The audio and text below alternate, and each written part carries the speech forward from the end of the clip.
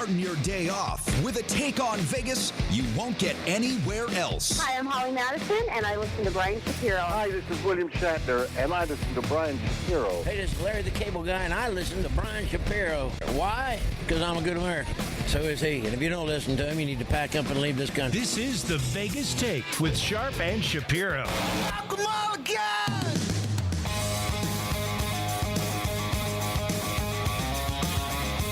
What's up, Vegas? It is the Vegas Take, Sharp and Shapiro, although well, I shouldn't say I'm on my own, but JD is on a trip, so, it's just Shapiro today. A very special guest in studio. That would be Chris Wynn. I call him C. Wynn. Very, very good, I would say, very good guest to have. Radio personality, extravagant. I don't know. How would I introduce you as? Radio what? Las Vegas sports radio host. Hall of Famer? Nice Hall and of Famer? easy. All right. We don't need to be dropping Hall of Fame or any, superstar logos. Well, and C Win's perfectly fine, man. Good. I'm addressed all over town as C Win. So well, good. It's not a bad thing. Good. I just wanted to make sure I introduced you properly. We'll get to you in a couple minutes, C Win. Coming up at the bottom of the hour, we are going to be talking to Mark Anderson from the Review Journal. Talk a little UNLV football. The season's starting in a couple weeks. What are the expectations? How do we get Tony Sanchez a little bit of job security? Well, we'll talk to him. How many wins does he need to have? And I'm also going to get into UNLV basketball. Quickly, myself, Chris, and JD, we went to Marvin Menzies' house yesterday for a little barbecue, media action. And we'll talk a little bit about that. Big thanks to Marvin and Tammy and the family for having us over there. And it the was dog, fun. And the dog Oreo as well, too. Is a nice spread going on, barbecue. It was on good a Sunday food. afternoon. It was good eats. We'll talk about that coming up at the bottom of the hour. Everything UNLV football and basketball. What do both of these coaches need to do to have a successful year and turn things around? Before we get to that, though, I want to talk a little bit about LeBron James and Donald Trump. Well, they've been going at it a little bit on Twitter, if you haven't already noticed. And I've never been a huge LeBron James guy. Okay? Some of the things he does, not just on the floor, but off the floor. Is he going to go down as one of the best players to ever play the game? Absolutely. I didn't like it when he left Cleveland and he did, I'm taking my talents to Miami and all that stuff. And I think he's made some mistakes. He's learned from those mistakes. But this has nothing to do with basketball. This has nothing to do with those, mistakes he's made in the past. The bottom line is him opening up this I Promise school last week. He is saving kids' lives. He is a hero for doing this as far as I'm concerned. Just to give you a brief synopsis on it, every kid gets an iPad, a bicycle, 3 meals a day, a possible free college scholarship in 2021 in Akron. So it's an incredible thing what LeBron James has done, and he deserves all the credit in the world for this. Michael Jordan never did stuff like this. We'll get to that in a few minutes. So Donald Trump goes on Twitter. Literally, within 24 hours of LeBron making this announcement about this school, Trump goes to Twitter and says, Don Lemon made LeBron look smart, and that's a difficult thing to do. So basically, he's calling LeBron James stupid. You could not ask for a worse time or place to do something like that. And this is not a political show. This has nothing to do with the right. This has nothing to do with the left. It has nothing to do with Donald Trump's policy. I could not believe that he decided this time to call out LeBron James when LeBron James, and he said it himself, this is the biggest accomplishment I've ever done in my life. He is saving kids' lives. He's also helping the families with job placement. And Donald Trump decides to go to Twitter and insult LeBron James. And I'm sorry, folks. Like I said, this is not a political show. But if there is anybody out there that is okay with Donald Trump calling out LeBron James literally almost the same day that LeBron opens up this school, and everyone should be praising him, I want to hear from you right now. I would love to hear from you if you are a Donald Trump supporter and you are okay with him tweeting this out about LeBron James. The number is 702-257-5396, 257-5396. Now, I will say on the other side, LeBron has attacked Donald Trump. He's called Donald Trump a bum. I believe he's called him racist. And if he hasn't called him racist, I know he said some things that alluded to that. He has attacked Donald Trump. So you could say, well, it goes both ways. But LeBron James is not the president of the United States, and LeBron James just opened up this school. And for the president to attack LeBron within 24 hours of this, to me, is just absolutely disgusting. And I know JD agrees with me because we talked about this a little bit off the air. It's just unbelievable. Michael Jordan, and we'll get to Michael Jordan in a second, but Jordan never did anything like this. And Chris, I want to ask you, and let me give out the number one more time. What do you guys think of Donald Trump tweeting out basically calling LeBron James stupid. That's basically what he did. Do you agree with that? Do you think Donald Trump, our president of the United States, should be doing that? Literally a day after LeBron opens up this school. The number to call, I want to hear from you guys whether you agree or disagree with me, 702-257-5396. Again, that number, give us a call. We got a couple phone lines open, 257-5396. Chris, what is the first thing that entered your mind when you saw this Donald Trump tweet? I thought it was not intelligent whatsoever. And I also, you alluded to it already, I thought about the timing, right? It's not about two celebrities going after each other on Twitter, because I understand that's why it's become such, kind of blown up and become such a big story, is because it's two high-profile individuals in a debate. And so we're all going to, kind of latch on and provide our opinions, and it's going to go both ways.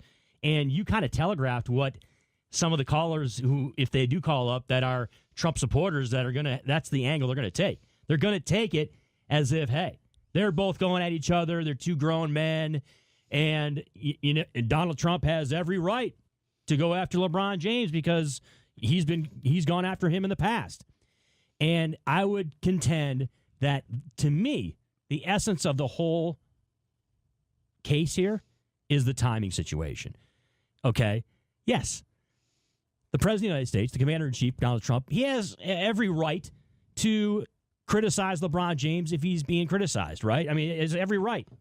But it's a timing situation, okay, where you have a basketball player who, look, he didn't go to college, all right? So this is, impressive to me that this is the avenue that he takes regarding philanthropy, and what he wants to be part of his legacy is education. And I was impressed by that. Full disclosure here, too, by the way, Brian, and I think you'll agree with me, we are not two individuals who have been on the LeBron James train. Absolutely regarding, lauding praise on LeBron as far as some of the decision-making that has taken place with him throughout his career. All right? Look, I grew up in Michigan, a Detroit Pistons fan. Take it for what it's worth as far as, whether or not you would think I would be a LeBron fan. I am not, okay? But you have to be able to understand what's taking place here. And you have to give him credit in this situation, because this is something that is going to save lives. This is something that, yes, will absolutely be a part of LeBron James's legacy.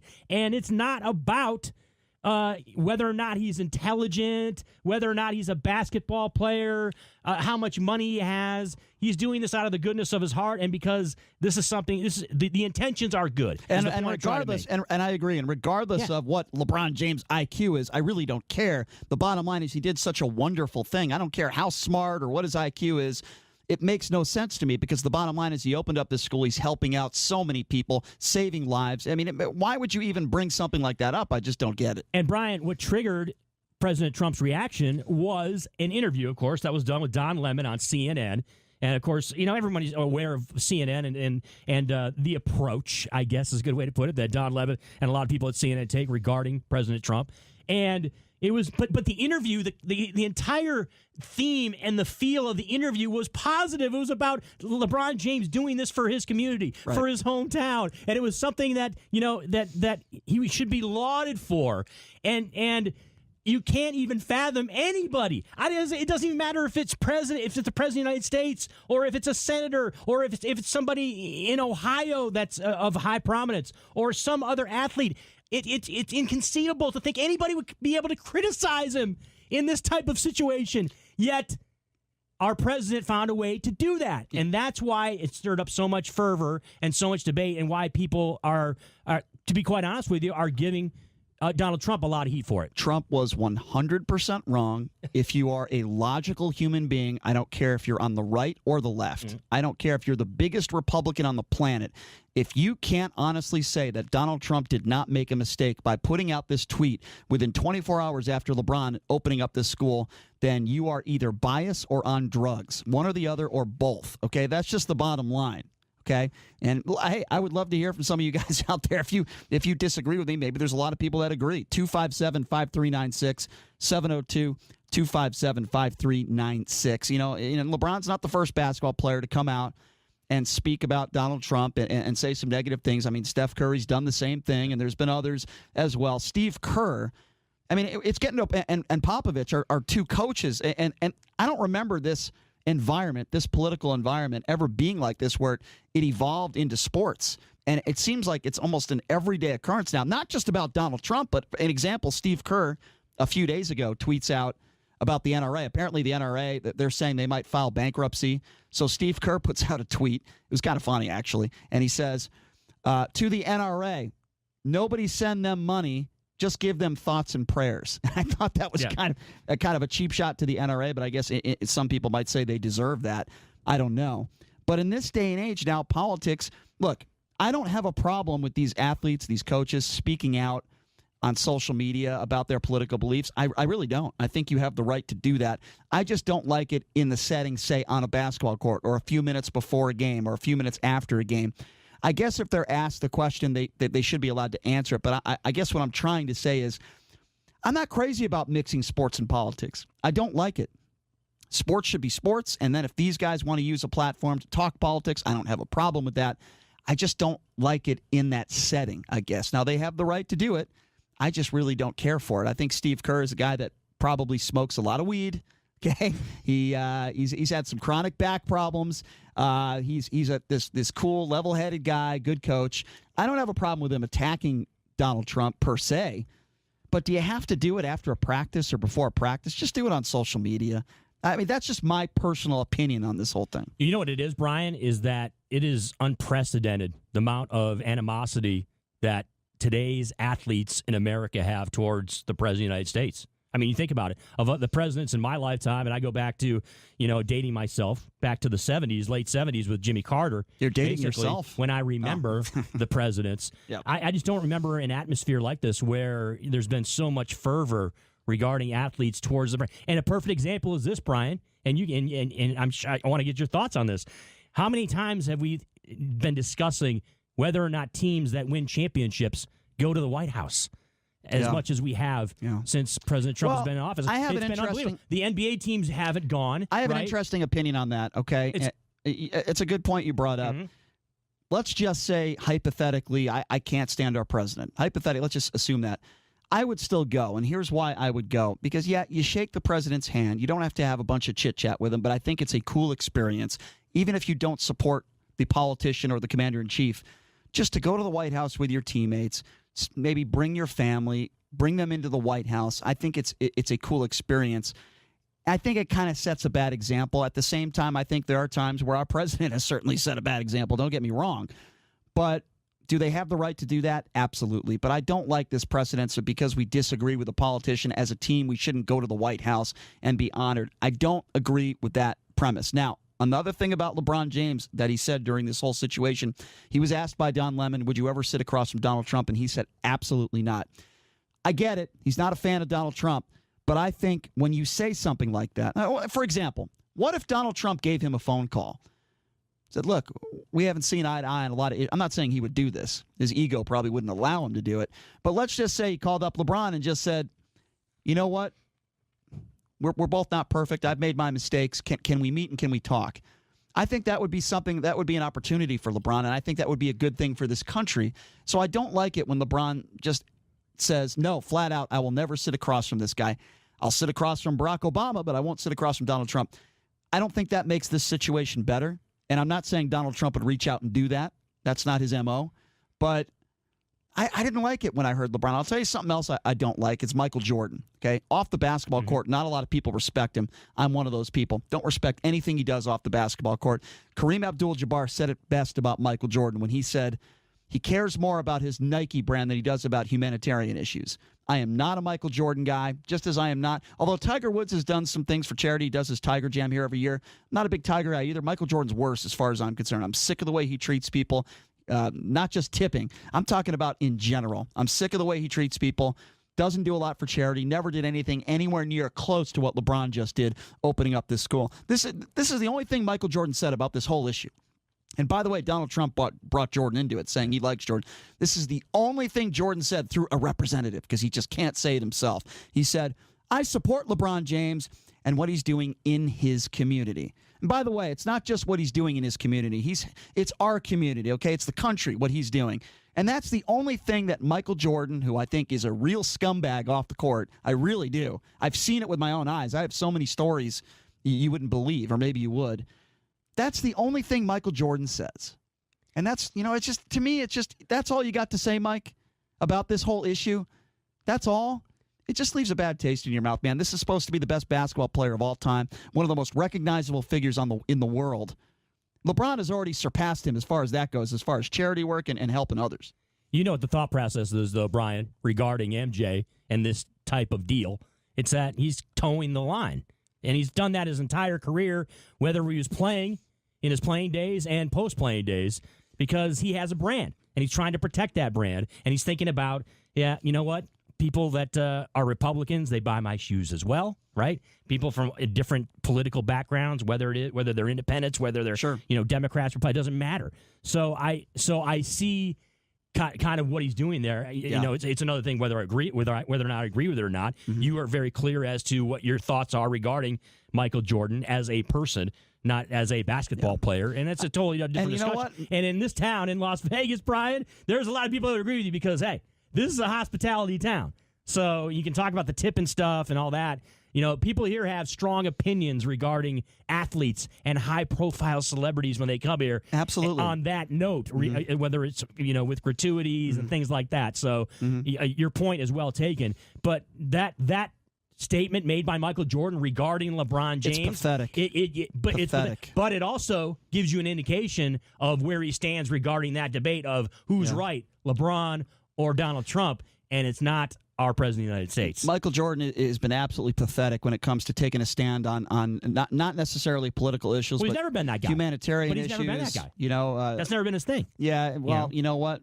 That to me, that's just not my thing. There's people out there that have done that. I'll tell you what his Obviously, thing. Muhammad Ali was one of those. Yeah, but there's athletes, and you talk about how you don't like the whole the whole convergence of politics and sports. Right. But the fact of the matter is, there's a lot of people that happen to be athletes and that excel in sports that have a passion for politics, right? And that want to. You know what Michael Jordan has a passion for? Michael Jordan has a passion for money and money only, taking care of himself and maybe the close ones around him. How much money do you need? When you look at Michael Jordan's legacy, will anyone say, well, yeah, great basketball player, probably the best of all time, but what else did he do in his life? What else did he do? Yeah, he was a womanizer. He didn't treat people right as far as taking care of people financially unless you were in his inner circle, and he didn't do anything to help others and minorities. He did absolutely nothing. And that is how I feel about Michael Jordan. And I know there are plenty of African Americans out there that feel the exact same way that I feel. Hey, you think I'm wrong calling Michael Jordan a scumbag? Do you think I'm wrong saying Donald Trump made a huge mistake with that tweet? You could give us a call. We got a few more minutes left here. 257-5396. 702-257-5396. This is something we can never take away from LeBron James. We can never, ever say he didn't help his community. He has done more than help his community and help others and minorities. He has sent hundreds of people to college, okay? Hundreds. He talks about how he missed 86 days of school when he was in fourth grade. It's a lot of days of school that he missed. And he was brought up, single parent in a very, very rough neighborhood. We can criticize him on the court and maybe some of the basketball decisions he's made off the court, but I have a tremendous amount of respect for him, much more now than I did a few weeks ago, for what he has done. And I think it is very, very special what he's been able to accomplish, Chris. And on a positive note for him as well, too, you talk about how he was brought up. He had to be an adult from a young age, man. He wasn't someone who was able to be really a youngster or a teenager. His life was different. And he took the bull by the horns. Look, there's a lot of opportunities for him to stumble. He could have not realized his potential as a basketball player and as an athlete. and he was able to not waver, and he came through, and he's going to go down as one of the best basketball players of all time. But when in regards to Michael Jordan and LeBron James and Donald Trump and Tiger Woods, as you're talking, this is all about legacy, right? How it's not just what you do on the basketball court or as an athlete. It's everything Absolutely condensed not. together. Yeah, it's about all things together. So this is going to be something to end this conversation here on a positive note. This is going to be about LeBron James and his legacy, and it's a great thing for him. 257-5396. 257-5396, the number. Let's go to the phones. Let's talk to Mark. Mark, thanks for calling the Vegas Take. What's up, my man? Hey, what's going on, guys? Hey, Michael Jordan, LeBron deal. I mean, is he required to come out and stand with LeBron James? I'll answer that. I'll answer that in saying if you are one of the most recognizable figures in the world, and you are close to a billionaire that Michael Jordan is, and you are an African American, and when you see all the things going on in our society, and you don't stand up and you don't take a stand on very, very important issues, especially when the president of the United States calls LeBron James basically stupid after doing what LeBron did, opening up this school, I get it. But Mark, also, I think the reason why Michael Jordan needed to chime in here is because Donald Trump brought him into the conversation. Right? Donald Trump injected him into it, so that's the main reason. Go ahead, Mark. I mean, that just shows. I mean, I'm not a big Jordan guy myself, but I just think that we're in an era right now where no matter what you say, you're going to be demonized as well. I mean, Jordan, what's he going to? He's going to be hated on the left, on the right, regardless of what he said. And I think he did it right. He came out and just, I think what he said, what his statement was just perfect. Just he's not a politician.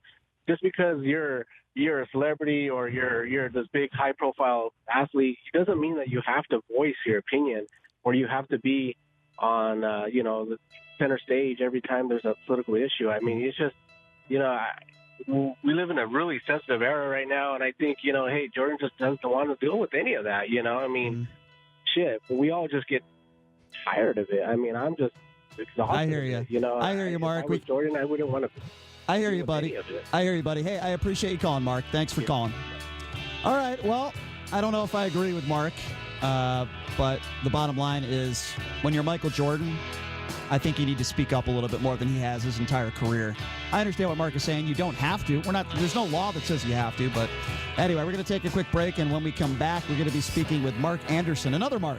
Mark Anderson from the Review Journal will be joining us. Talk a little UNLV football. When we come back, you're listening to the Vegas Take right here, 101.5 FM, 720 AM KDWN. 720 AM KDWN. 720 AM KDWN.